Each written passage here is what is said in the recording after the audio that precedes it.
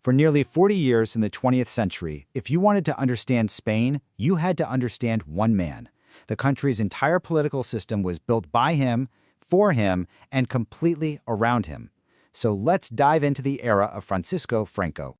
First things first, we've got to get our heads around the main idea here. Francoism, or El Franquismo as it's known, wasn't some complex, fleshed-out political ideology. Nope, it was a system built entirely around one single person, from the start of the Spanish Civil War all the way until his death. General Francisco Franco was the absolute center of everything, holding all the power as El Caudillo, the leader. You really can't separate the man from the system. So that begs the question, right? How on earth did this happen? How did a fairly conservative general, who was really just one among many, climb his way up to become the absolute dictator of Spain for nearly 4 decades? Well, let's trace that path to power. Before he was El Caudillo, Franco was, through and through, a military man. He was what they called an Africanista, one of the generals who really made a name for themselves in Spain's incredibly brutal colonial campaigns in Morocco. And that experience, it shaped his entire worldview. He came to believe that the army was the literal backbone of the nation. So you can imagine he was not a fan of the democratic Second Republic. He saw its modern reforms as direct attacks on Spanish unity and its Catholic traditions. And his reputation only grew when he played a key role in brutally putting down a socialist revolt back in 1934. Okay, now what's truly wild is just how fast all of this happened. Look at this timeline. When the military uprising kicks off the Spanish Civil War in July 1936, Franco was just one of the guys, one of several rebel generals. But just 2 months later, boom, his colleagues name him Generalissimo, the supreme commander and head of government. He then moves to consolidate political power, forcing all the right-wing groups into one single party, the Falange. So by the time the war ends in 1939, his personal dictatorship is already a done deal. So what this really tells us is that his rise to the top was never a sure thing. It was a perfect storm of factors, really.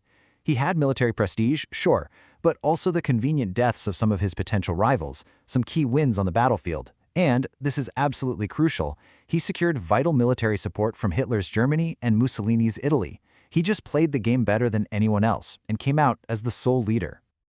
All right, so once you're in power, the next big challenge is staying in power. And Franco did this by building his entire regime on 3 incredibly powerful institutional pillars. These were designed to lock in loyalty and control for decades to come. And this slide just lays out his strategy perfectly. Think of it like a 3-legged stool. First and foremost, you have the army. That was the foundation of his power, where it all came from. The second leg was the Catholic Church. The church had been harshly treated in the Republican zone during the war, so it threw its full support behind Franco. This gave his regime huge ideological legitimacy, by calling the whole thing a holy crusade for God and for Spain. And the third leg was the Falange, the one and only political party. It was basically the regime's tool for organizing its supporters and controlling every little piece of society, from unions to youth groups. But here's the thing, these pillars weren't just one solid block. Inside them, you had all these competing factions. You had monarchists, hardcore phalangists, conservative Catholics, and this is where Franco's political genius, if you want to call it that, really came into play. He was a master at playing these different families, as they were called, against each other.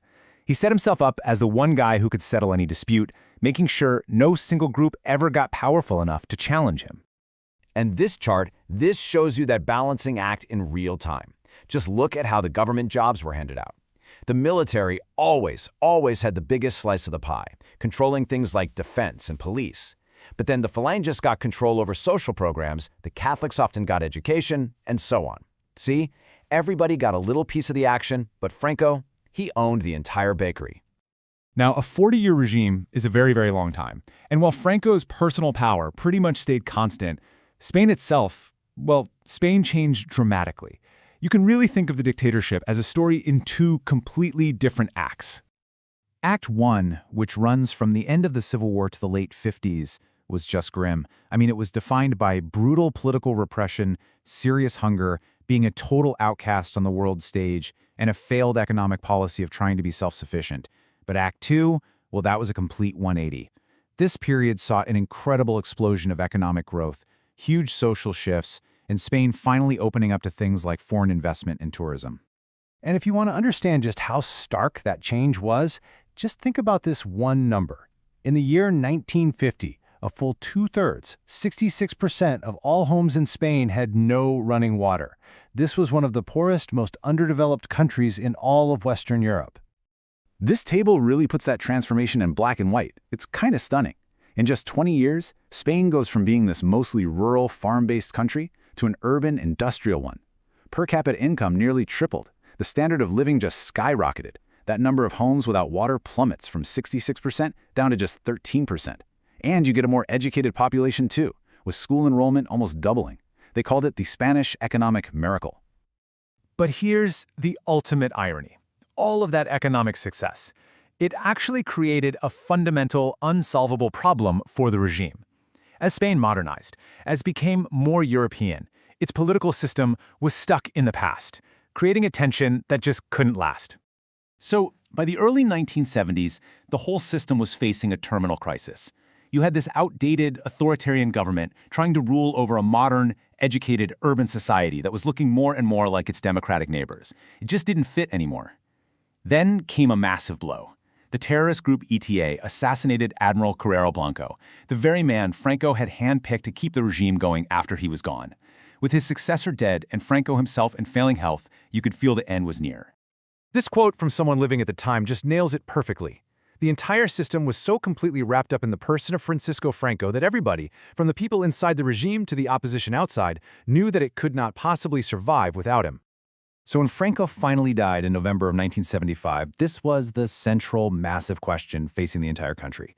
The dictatorship itself was over, but its shadow, its legacy, was everywhere. And the challenge of how you build a democracy on the foundations of a 40-year personal regime, well, that was a question the nation would have to spend the next several years trying to answer.